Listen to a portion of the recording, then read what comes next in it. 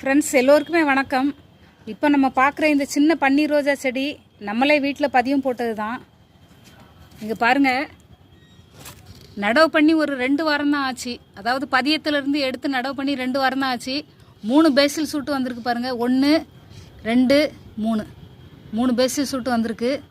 இப்போது நர்சரியில் வாங்குகிற செடிகளுக்கும் நம்ம பதியம் போடுற செடிக்கும் என்ன வித்தியாசம்னா, நர்சரியில் வாங்குகிற செடியை நம்ம ரீபாட் பண்ண உடனே 15 நாள் கழித்து மேலே துளிர்கள் தான் வரும். ஆனால் நம்ம பதியம் போட்ட செடியை நடுறப்போ பேசில் சூட்டே வந்துடும். இதுதான் வித்தியாசம். நான் எப்போவுமே சொல்லுவேன், வீட்டில் போடுற பதியம் வந்து நல்லா வேகமாக வீரியமாக வளரும்னு நம்ம வீடியோக்களில் சொல்லிக்கிட்டே வருவேன்.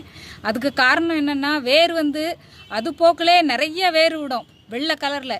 ஆனால் நர்சரியில் வாங்குகிற செடிகளுக்கு அந்த மாதிரி வேர் இருக்காது.